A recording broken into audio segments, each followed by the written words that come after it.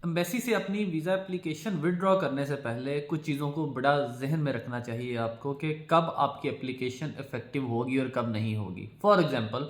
जो आपकी visa application fee and priority fee है, वो आप जब आपके बायोमेट्रिक्स हो जाते हैं तो देन उस डेट से पहले पहले रिफ़ंड हो सकती है। यानी आपकी अगर बायोमेट्रिक 3 है तो आप 2 को अगर एप्लीकेशन विदड्रॉ करते हैं और आपकी बायोमेट्रिक 3 को थी, तो आपको जो priority fee, visa fee and IHS fee, सारी fees as it is refund होकर आपके अकाउंट में आ जाएगी।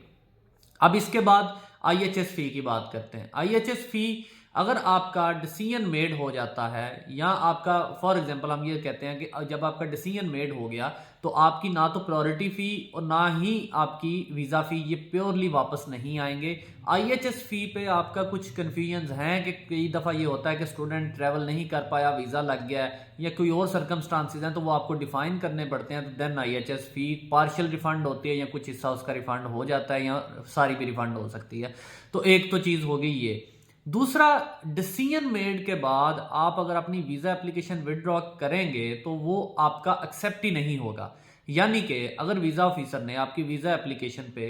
आपको डिसीजन कर लिया है, यानी उसको या एक्सेप्ट कर लिया हुआ है या रिफ्यूज़ कर दिया हुआ है,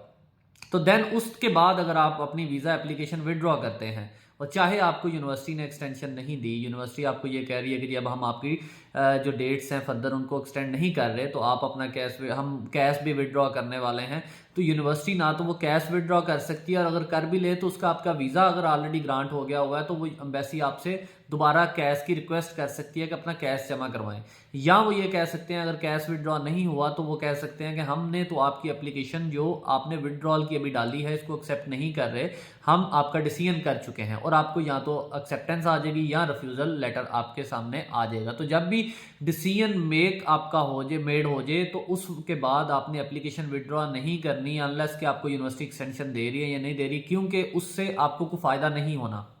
ना तो आपकी वीज़ा एप्लीकेशन फ़ी वापस आनी है, ना प्रायोरिटी फ़ी वापस आनी है, और आईएचएस फ़ी भी सब्जेक्ट टू दी अवेलेबिलिटी और चेंज, और फिर वो सारा सिस्टम उस प्रोसेस को फॉलो करना पड़ेगा कि क्यों विड्रॉ किया, क्यों आप नहीं आ रहे, वीज़ा लग गया हुआ है तो आप ट्रैवल क्यों नहीं कर रहे। ये सारे क्वेश्चन वो पूछेंगे और फिर उसके बाद डिसाइड करेंगे कि वेदर आपको ये आईएचएस फ़ी वापस करनी है या नहीं करनी। तो अक्सर स्टूडेंट्स जिनका डिसीजन मेड हो गया हुआ है वो एप्लीकेशन विदड्रॉ करने का पूछ रहे हैं मुझसे कि जी हम विदड्रॉ कर लें, तो आपने बिल्कुल एप्लीकेशन विदड्रॉल की तरफ नहीं जाना, क्योंकि उससे आपको नुकसान होगा, फ़ायदा नहीं होगा। वीज़ा अगर चलें पे किया है तो कम से कम आपको वीज़ा एक मिल गया, लग गया। अगर आप वीज़ा एप्लीकेशन विदड्रॉ कर लेंगे और डिसीजन मेड हो गया है तो आपका अगर रिफ्यूज़ल है देन भी आपको पहुंच जाना है, एक्सेप्टेंस है तब भी पहुंच जानी है। तो आप इन चीज़ों को लाजमी जहन में रखा करें जब भी अपनी वीज़ा एप्लीकेशन विदड्रॉ करने का आप सोचें।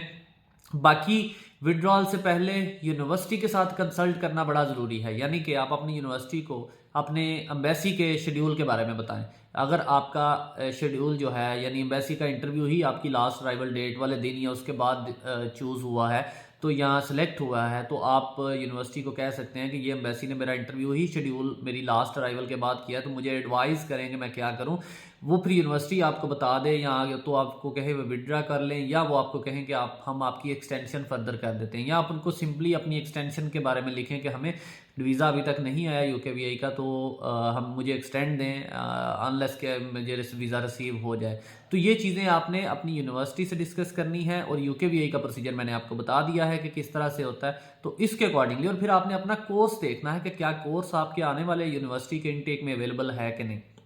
जैसे अभी जनवरी फरवरी के इनटेक्स हैं तो मार्च में भी इनटेक्स हैं, अप्रैल में भी हैं, मई में भी हैं, जून में भी हैं। तो बहुत सारी यूनिवर्सिटीज़ के पास जो मई जून वाली इनटेक्स हैं उनमें सिर्फ कुछ ही प्रोग्राम्स अवेलेबल होते हैं, जिसमें एमएससी इंटरनेशनल बिजनेस लॉ है, एमएससी मैनेजमेंट है, इस तरह के कोर्सेज अवेलेबल हैं। अगर आपका कोर्स स्पेसिफिक है, कोई नर्सिंग का है, कोई आईटी का है, या कोई और कोर्स है, एलएलएम है, तो अब वो अवेलेबल नहीं है इन इनटेक्स में और उस यूनिवर्सिटी में, तो फिर आपको सितंबर तक उसका वेट करना है। ये भी आपने अपने दिमाग में रखना है कि फिर अगर हम इस यूनिवर्सिटी के साथ जाते हैं तो फिर आपको उसके साथ सितंबर तक रहना पड़ेगा। या आपके पास ऑप्शन है कि कोई और यूनिवर्सिटी आपका कोर्स मई में ऑफर कर रही है, तो अपनी यूनिवर्सिटी से रिफंड अप्लाई करें और इस रिफंड के बाद दूसरी यूनिवर्सिटी में जो है वो एडमिशन लेके वहाँ पे मई इनटेक के लिए प्रोसेस कर लें। ये आपने डिसाइड करना है कि आप किस इनटेक को चूज़ करना चाहते हैं। तो ये कुछ चीज़ें थी जो अब तक आपको बतानी बड़ा ज़रूरी थी। बाकी फर्दर इस हवाले से कोई और आपका क्वेश्चन हो तो आप मुझसे लाजमी पूछ सकते हैं। Thank you so much.